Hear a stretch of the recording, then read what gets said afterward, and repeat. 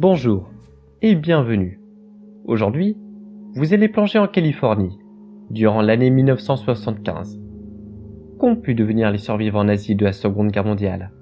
Comment vivent-ils 30 ans après leur défaite? Et avec qui peuvent-ils entrer en contact? Bienvenue dans la pause lecture d'Alice. Bonjour! Pour ce premier épisode, je voulais vous parler d'un livre un peu spécial. Il s'agit d'un élève doué de Stephen King, publié aux États-Unis en 1982 et en France en 1986 dans le recueil de nouvelles Différentes saisons, traduit par Pierre Alien. C'est donc une nouvelle, mais attention, elle fait quand même 230 pages. Moi personnellement, j'aurais tendance à dire que c'est un petit roman, mais officiellement, on parle de novella. C'est un format entre la nouvelle et le roman. L'auteur, c'est donc Stephen King, et oui, on prononce Stephen et non Stephen ou Stephen. Il est né en 1947 aux États-Unis. On ne le présente plus, il est reconnu internationalement pour ses romans d'épouvante, même si en réalité il a écrit pas mal d'autres genres. Son premier roman, Carrie, est publié en 1974, et à l'heure où je vous parle, le dernier c'est If It Bleeds qui est sorti il y a quelques semaines. Le résumé de l'histoire. Le bouquin est un point de vue omniscient à la troisième personne du singulier, c'est-à-dire que le narrateur, la voix qui raconte l'histoire, est extérieure à cette histoire et est au courant de tout ce qui se passe dans la tête de chaque personnage, ce qui est assez intéressant dans ce cas-là. Les deux personnages principaux sont Todd Bowden et Arthur Denker. Le premier est un garçon de 14 ans, c'est le môme parfait, ses profs disent que c'est un élève modèle. L'autre, c'est un vieux mec aigri. Un jour, Todd, donc le jeune, frappe à sa porte en essayant de lui refourguer un journal. Le vieil aigri, qui est donc aigri, il refuse. Et c'est là que Todd lui dit calmement qu'il sait qui il est. C'est-à-dire Kurt Dusander, l'ancien directeur d'un camp d'extermination nazi, et qu'il a bien l'intention d'entendre parler, je cite, de tous les détails juteux qu'on ne trouve pas dans les livres, sans quoi il le dénoncera à la police. Après ça, on va vraiment suivre cette espèce de relation bizarre qui est à moitié du kidnapping, du chantage, et à moitié une histoire d'amour-haine, qui va se développer entre les deux personnages et devenir de plus en plus sordide. C'est maintenant l'heure du passage lecture où je demande à mon partenaire de crime, Didier Lebon, de lire un passage du livre pour que vous ayez une petite idée de ce qui vous attend. À l'intérieur, Dave dut écouter une histoire archi connue, mais néanmoins émouvante. Arthur Denker avait dépassé les 70 ans. Il était venu en Californie quand sa femme était morte. Il n'était pas riche, mais il prenait grand soin de ce qu'il possédait. Il était seul, avec pour seul ami le gamin qui venait quelquefois le voir et lui faire la lecture.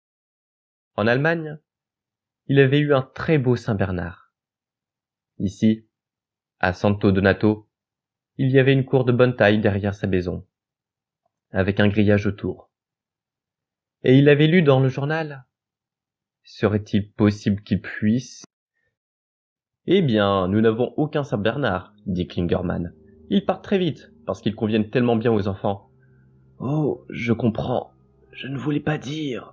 Mais j'ai effectivement un chien de berger à moitié adulte. Cela vous irait-il? Les yeux de M. Dunker se mirent à briller comme s'il était au bord des larmes. Parfait, dit-il. Ce sera parfait. Le chien lui-même est gratuit, mais il y a quelques frais annexes. Vaccin contre la rage et la maladie de Carré, licence municipale, le tout revient environ à 25 $ pour la plupart des gens, mais l'État en paye la moitié si vous avez plus de 65 ans, d'après le plan Âge d'or de la Californie. L'âge d'or, serait-ce mon âge? Dit M. Dunker, en riant. L'espace d'un instant, bêtement, Klingerman sentit une sorte de frisson. Il semblerait, monsieur. C'est très raisonnable. Bien sûr, c'est aussi notre avis. Le même chien vous coûterait 125 $ dans un chenil. Mais les gens préfèrent aller là-bas au lieu d'ici. Ils payent pour un tas de papier, évidemment, pas pour le chien. Dave secoua la tête. Si seulement ils savaient combien de belles bêtes sont abandonnées tous les ans. Et si vous ne pouvez pas leur trouver un foyer adéquat dans les 60 jours, vous les supprimez? Nous les endormons, oui. Vous les quoi? Je suis désolé, mon anglais. C'est une ordonnance municipale. Impossible d'avoir des meutes de chiens courant dans les rues. Vous les abattez? Non, nous les gaisons. C'est très humain. Ils ne sentent rien. Oui, dit M. Dunker. J'en suis persuadé. Alors, pour ce qui est de mon avis, j'ai un peu de mal à dire que j'ai adoré le bouquin. C'est un poil compliqué pour moi parce que on parle quand même de détails pas très glorieux, des génocides. J'ai vraiment beaucoup aimé la plume. Elle était complètement immersive et on peut pas vraiment se plaindre de la sensation de gêne ou d'horreur quand on lit un roman d'horreur. J'ai vraiment aimé le fait que King se soit démerdé pour que les deux protagonistes soient vraiment agerbés de la même manière. Alors il y a vraiment aucun moyen de leur trouver des excuses, les deux sont vraiment des connards finis quoi. Et j'ai aussi fini le livre avec la gerbe. Vraiment une sensation de nausée. Et donc peut-être que ça vous donne une indication, je sais pas, est-ce que ça vous donne une indication que vraiment ce livre il vous prend en trip quoi. Littéralement. Alors personnellement, je vis en Allemagne et je pense que le fait d'avoir lu ce livre dans ce pays, ça me mettait dans une ambiance bizarre. Je regardais les vieux dans le métro en me disant ça se trouve il a fait les jeunesses hitlériennes et il a aimé ça. Et il faut aussi savoir qu'en Allemagne, il y a souvent des petites plaques dorées de la taille d'un pavé en bas des immeubles et en fait ce sont des pavés commémoratifs en l'honneur de gens qui ont été déportés. Par exemple, on va voir ici a habité XY, déporté dans tel camp en 39 et mort en 40. Et donc lire ce livre-là, en même temps de voir tous ces détails, ça fait vraiment froid dans le dos parce que tu te dis putain mais merde, mais en fait c'est pas du tout de la fiction que je suis en train de lire.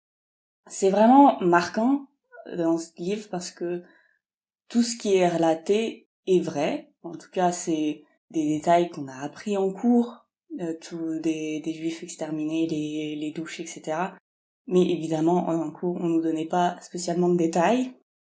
Et donc toute la violence de la guerre, elles ont vraiment existé et le livre il te prend par les deux épaules et il te secoue comme un prunier et toi t'es là, tu veux continuer à lire mais en fait tu veux faire autre chose parce que c'est pas hyper agréable d'entendre tout ça. Et donc voilà, donc t'es un peu pris dans ce tourbillon, t'as un peu un état de flow où tu veux connaître la fin. Est-ce que je recommande ce livre? Alors oui, mais pas à tout le monde. Si vous êtes en recherche de sensations fortes ou vous pensez que vous êtes bien accroché, vous aimez les films d'horreur, vous avez lu d'autres Stephen King, ben oui, pourquoi pas. Par contre, si vous êtes un peu sensible, que vous aimez pas trop les détails un peu violents, que vous préférez lire des genres plus doux, du contemporain, n'importe quoi, c'est pas ce livre que je vous conseillerais.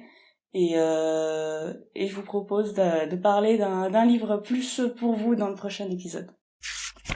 C'était donc la pause lecture. J'attends tous vos commentaires avec impatience et vous pouvez nous retrouver sur Twitter @lapauselecturepod en attendant le prochain épisode. Entre-temps, lisez. Salut!